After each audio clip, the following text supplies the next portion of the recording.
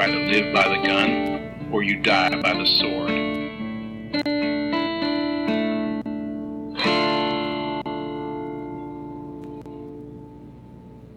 Welcome to the Good, the Bad, the Weird podcast. I'm Nico. And I'm Chris. And today we continue with Robert Rodriguez, family-friendly movies. We do. And the other childhood classic that wasn't our childhood classic film. No, but by the skin of its teeth. The Adventures of Sharkboy and Lavagirl in 3D. Of course. This was, of course, inspired by the success of Spy Kids 3D Game Over. Mm-hmm. Which, this one, I had seen clips of it, like, here and there, like, sparingly when I was younger, because it was on Netflix, or Nickelodeon It was on Nickelodeon frequently. This was prime age for siblings and friends' siblings. Mm-hmm. So I am well familiar with Sharkboy and Lavagirl. I, though, was not the age to, like, love it. It was always weird to me. Yeah, we were in like 7th, 8th grade. Yeah. Or no, we were in 8th grade heading into 9th grade when this movie came out. Yeah, and so like, I see the childhood vision, I see the joy and whimsy, but I also, especially now having rewatched this and Spy Kids recently, Spy Kids is the better choice. Okay, and here's my thoughts on that, because Spy Kids is written and directed and everything but produced, starring. And shot as if Robert Rodriguez was pretending to be a child. Yes, correct. Whereas this is based on the stories and dreams of Racer Rodriguez, son of writer and director Robert Rodriguez, along with Marcel Rodriguez on the screenplay, who is Robert Rodriguez's brother. Yes. Also, just in case Racer Rodriguez wasn't a cool enough name, you should be aware that the child's middle name, who's now an adult, is Max. Racer Max Rodriguez. Beautiful. Got real lucky. Beautiful. His parents are pretty cool. God, that's like Kurt Cobain and Tony Hawk's their grandkid's name. Yeah. Yeah. Yeah. Yeah, some people just get the good straws. But yeah, no, I am all in favor of a good, like, children-based, written by, starring, the whole works, because this for a lot of people was like a good movie in their childhood. This one's not meant for adults to rewatch, though. No, God, no. Yeah, no, it is one of those ones where I don't know. This one definitely is more of a fever dream than Spy Kids was, even like the second and third Spy Kids. Yeah, and I think part of that is because the base like moral of this one was to teach his son how to expand a universe, like, as someone who writes and directs and produces, right? So he was like, what if we start this idea? Well, first you need to write a book. Then we need to write a screenplay.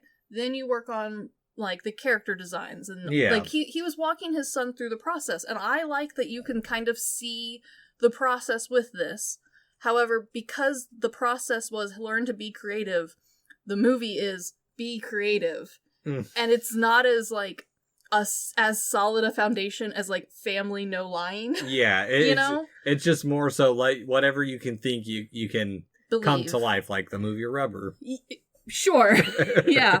But, okay, so this is a theme that, in general, children's movies have tried to tackle many times. And not just children movies, theme parks, like, companies that specifically focus on children. Like, this is a topic of anything you dream can be real, your imagination is limitless, like, that's your true superpower as a kid.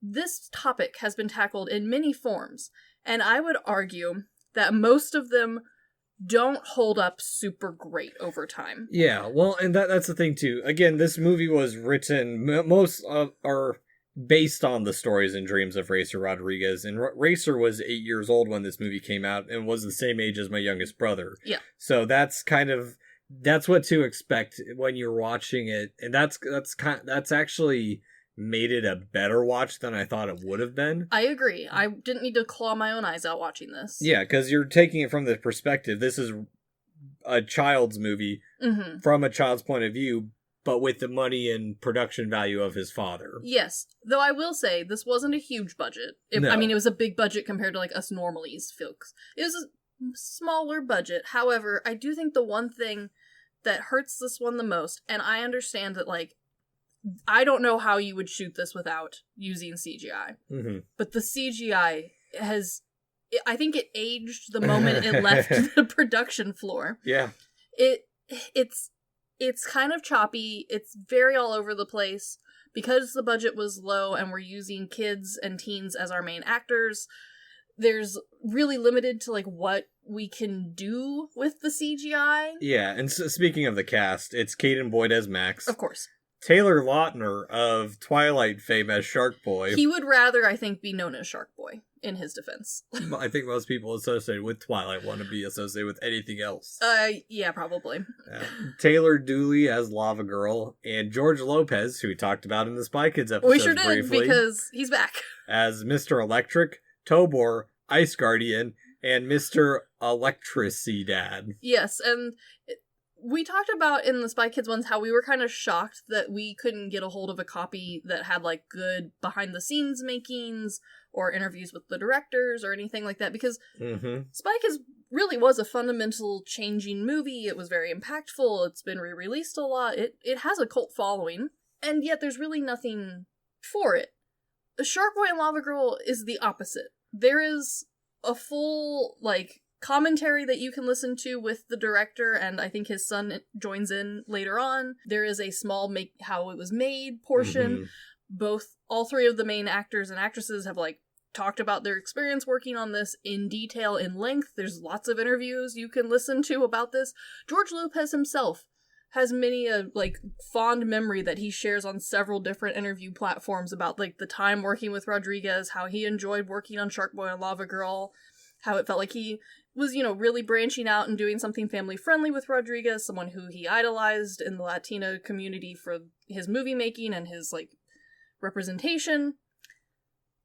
I just don't feel like this is the movie that needs all of that. Yeah, well, and I think... Okay, so I do have some defense of this movie. Okay. I can't defend the CGI ever. No, it's rough. And while the story is also just as rough at points, I think there is a key core to this movie that would, and I can see why kids our siblings' age would have been interested in. Sure. Is because it takes a very frustrating topic for a kid of not being able to understand their creativity or manifest what's in their mind, and just says, hey, go with it. Like, just don't lose that creativity. But there's also like there are some more adult things in it too, especially like the slight commentary that education can kill creativity, where the teacher's supposed to foster that. The teacher's the one kind of ruining it for him. Sure. And then also, don't listen to the haters.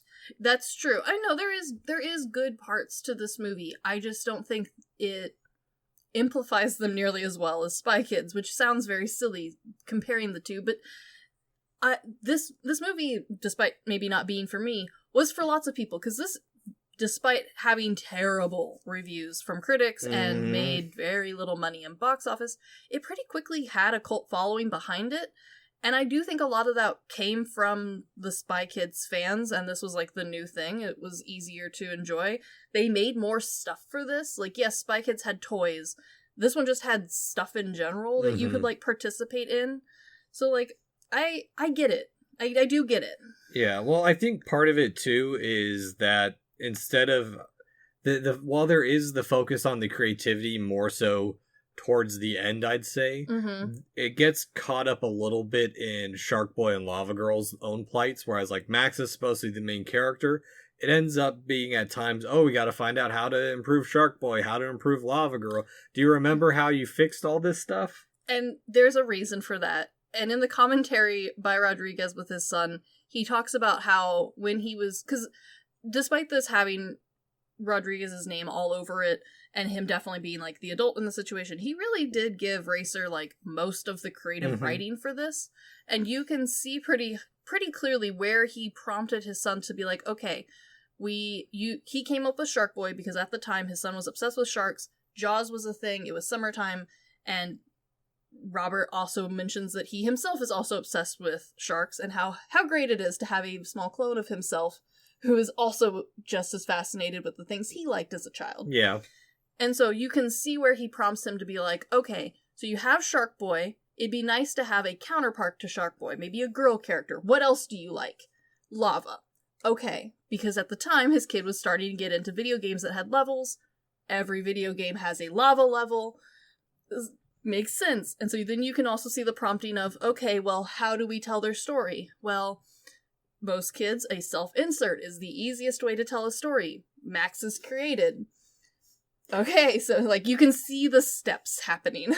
This is just for me, Robert Rodriguez's Pokemon of Kyogre and Groudon. Yeah. Fuck off, fish boy! A little bit, yeah. Yeah. Well, and that's the thing, is, like, we've mentioned that there is this little bit of heart to the adventures of Sharkboy and Lavagirl that Sure. I For really do wish that they had worked in more, because even like Lioness, who's supposed to be like the bad guy, the big baddie next Yeah. to Lopez, or Mr. Electric, whatever his name is. I think it was just George Lopez, because by this time George Lopez's TV show was very popular, and most of us had watched it because it was like prime time, daytime, and it was right before all the kids shows came on. A lot of us watched him and like knew that was George Lopez just as Mr. Electric. Yep. And I mean, Linus also is like, he's not that bad of a kid. He's just kind of a dickhead the whole movie, and it's he's just a kid. Yeah, he's just a kid. And yeah, like, the movie's really not that bad. I do think its main thing, which was the main complaint when it first came out, is that the 3D's really bad. Mm-hmm. And, like, granted, we watched it without the 3D glasses. However, you don't need the 3D glasses to know which portions were meant to be 3D, because it is filmed directly at the screen. Oh yeah, yeah. It takes the imagination room of Floop. Yeah, and that's the entire movie basically. 100%. But okay, having listened to the commentary, I'm not frustrated that Sharkboy and Lavagirl has commentary and behind the scenes and all these interviews.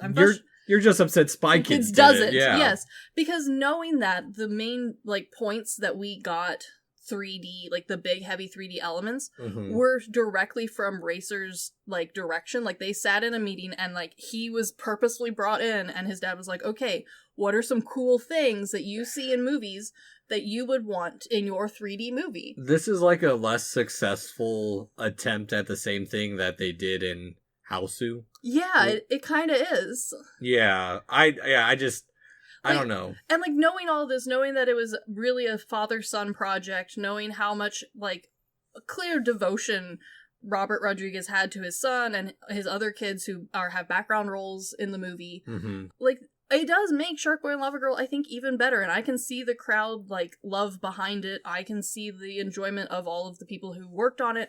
I think my main frustration is that, for some reason, Spy Kids 1 doesn't have the same level of dedication. Yeah, and maybe part of it, too, is, well, yeah, it's a kid's dream, but it's also the unresolved aspects of kids' dreams, because even though, like, the movie is very much focused on the kid side of self-discovery, same with Sharkboy and Lavagirl, continuing that sentiment for Max as well, but it's also, like, their stories aren't conclusive. At least Sharkboy's continues. Lavagirl's is kind of over with that, but Sharkboy still has something to find, so it also feels like they really tried to set it up for the potential for a sequel if this one succeeded well enough. That's true, but that was kind of the other thing that kind of, I think, did Sharkboy and Lavagirl a favor, was this didn't get a sequel until 2020. Yeah, and it's not even, like, called Sharkboy and Lavagirl. It's like We Can Be Heroes or something. Yeah, and it's just on Netflix. Like, yeah. Which, like, is fine. Like, no one was I don't think too many people were terribly upset. But I think in the same breath, I think a lot of people kind of liked that this was a standalone movie. Early 2000s were prime real estate for everything immediately getting a sequel, and that kind of ruined a lot of franchises for a lot of people, because the first one would be really good. The second one would be just okay, and then you kind of could see, like, oh, my franchise is going to be hammered into the ground until I'm old and I hate it. Yeah. Yeah, and that's the thing is, like we said, we didn't go into this movie expecting a lot from it. And that's very true. even less so, and I think that's why it was more enjoyable, less so knowing that it was mostly done by a child. Yeah. But I also think there's parts where the movie was intentionally bad. Like, I agree, actually. Especially the parents, because, like, their turmoil of them not being happy should have played a lot more into the role or into the movie than the teacher being the kind of bad guy. Oh, I agree. But at the same time, I forgot about them for most of the movie, if I'm being very honest with you. Well, actually, now talking about it, it just popped in my head. Mm-hmm. Sharkboy and Lavagirl are the personification of his parents. No, they definitely are. Like, to the point where the movie is ending and Robert Rodriguez goes, and now we bring the parents in, holding their clear, like, symbolic symbols hands. Yeah, and maybe that's what really makes Sharkboy and Lavagirl a mess of a movie, is that it is so scattered. Like, it, in a way, like, because how Kingdom Hearts ends up being a bit dreamlike at times, yeah. It's that same thing where there's multiple attempted side plots going on that don't necessarily fully connect to the main one. True. And they try and make them connect. And I think that's the big issue with it.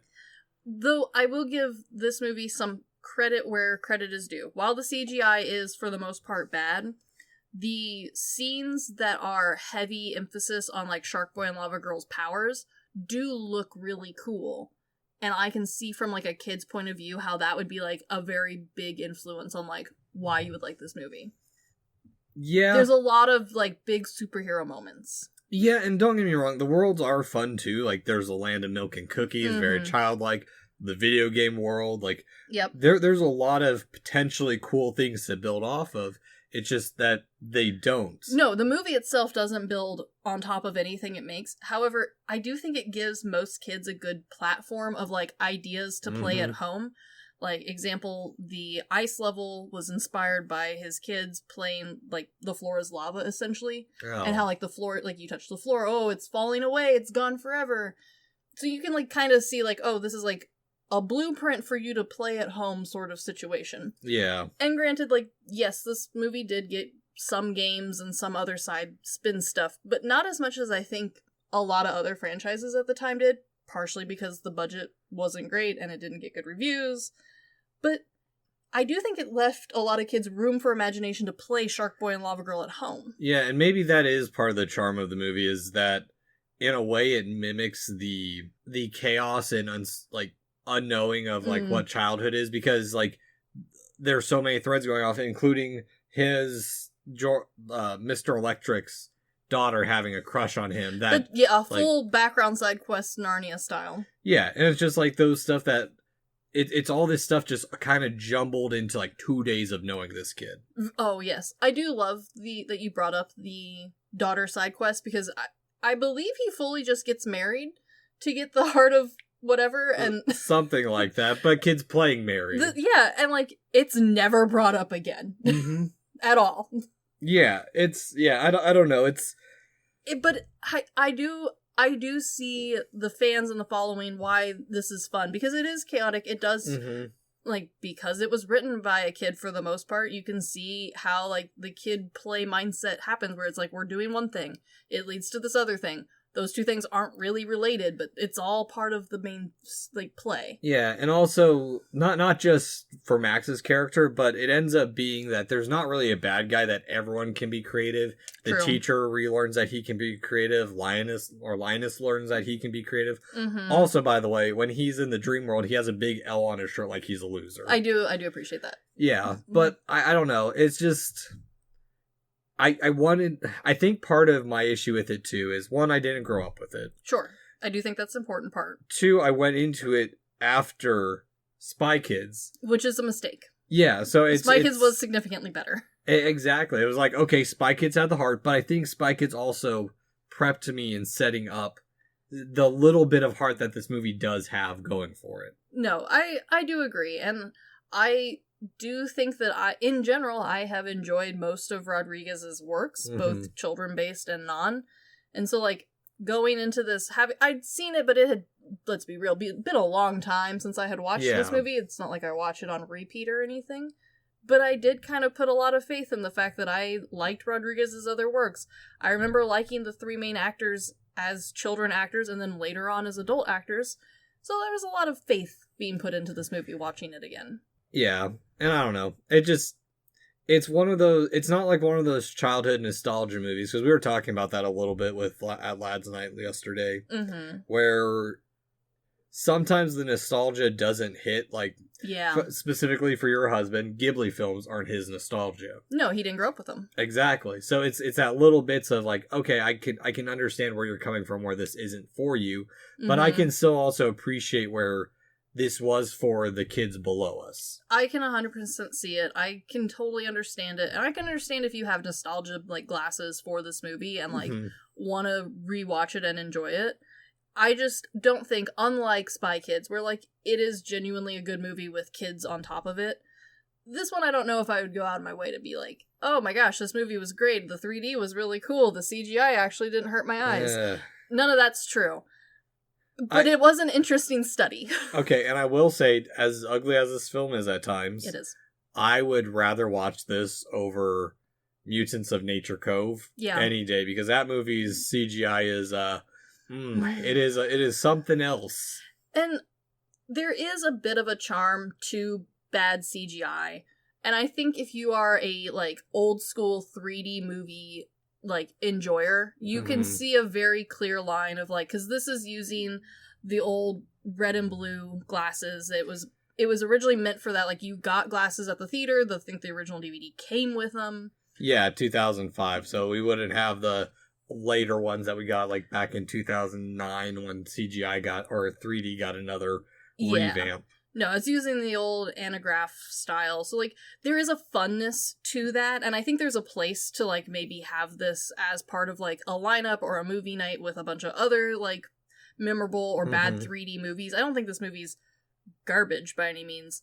I just don't know if this is maybe, like, my top pick for either Rodriguez films or old school 3D examples. Yeah, and that's the thing. Like, there's bad and intentionally bad, which True. I'm leaning on this was intentionally bad. I mean, I do think so too. I do think like it was purposely meant to look crazy. Yeah, like my parents and I watched Murder of a Cat today, where that acting is intentionally bad. I agree, yeah. And it made it more entertaining, whereas this one, it just, I can't, that's the thing with this one, is I can't tell if it was intentionally bad. There's parts where it feels it, or if it was just the kid, like, with the adults, it feels like it. But with the kids, I can't tell if the kids were instructed to act bad or if the kids are just bad actors at this point. It is hard to tell. I would like to lean towards the CGI purposefully being bad. Rodriguez talked several times about how, like, the really only prop he had for a lot of these scenes was a treadmill that they had hooked up to run at, like, a good speed for the characters. And how, like,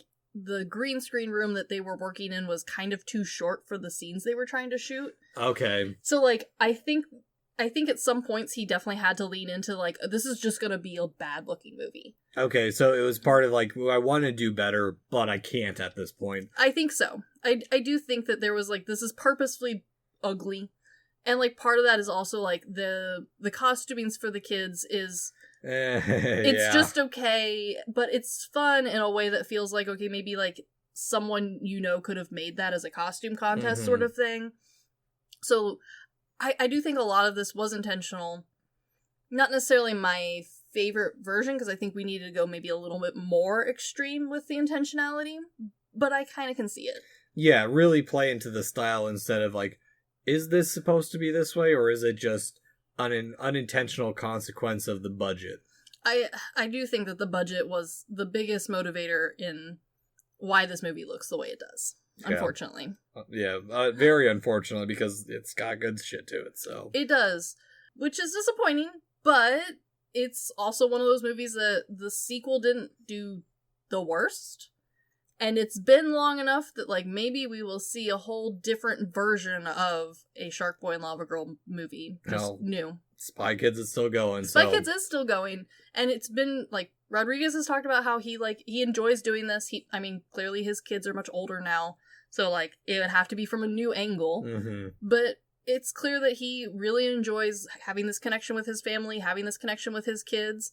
Maybe we will see a grandfather version of one of them someday. I don't know. Passion projects of his. And honestly, those have been the ones that are the most fun, because he does a lot of passion projects. I think everything he does is a passion project. That has kind of been all I've found as well. Yeah, so... Chris, rent, buy, stream, or decline that we ever watched The Adventures of Sharkboy and Lavagirl 3D, despite having an audio recording of us watching it. Okay, under the right circumstances, I feel like streaming it's not the worst option. If you've got, like, a group night, you're watching a bunch of old nostalgic films, or, like, a kid's, like, pool party in the evening, like, this would fit the vibe. It's not the worst. You'll get through it, and you'll still have somewhat of a fun time. But that'd be the most I would do. It's really not anything special, especially for Rodriguez or any of the other actors. It's just okay. Yeah, I'm in the stream side of it. Don't pay money for this. It's cheesy and has its fun moments, but it's a mess. Also, don't say you haven't watched this movie under people in their mid to late 20s currently. Probably. So, yeah, like I said, it has enough to it. It does. But, and I think if you can get a hold of the 3D glasses, which honestly, I think you can buy a pack of like 800 of them for probably $5 nowadays. Mm-hmm. The 3D is bad. It is still fun. And the DVD will play with the 3D if you want. Yeah, I would say watch it for a nostalgia / bad movie night. I agree. I agree.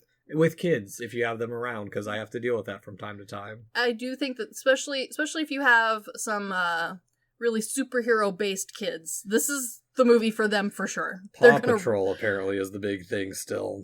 Well, yeah, it's got dogs and sirens and firefighters and construction. Of course it's the big thing. Yeah. Yeah, that doesn't surprise me. However, I do think a Sharkboy and Lavagirl would probably interest most kids who are into some form of superhero. Yeah, maybe I'll add it to the wheel next time. I don't think that'd be a bad choice. Yeah, but this is the end of our child-friendly or family-friendly episodes, and family-friendly enough. Yes. We are definitely going into the grittier, more grindhouse style. Back to what we know and love. Some duels, cars, oil, grease, and explosions. All my favorite things. Yeah, so...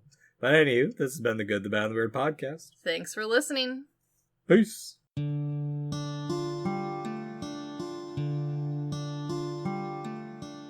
Thank you for stopping by this here town of the good, the bad, and the weird. We appreciate your listenership, and if you want more of our takes in your life, feel free to check us out on social media at the Good, the Bad, and the Weird podcast, or tgtbtw for short.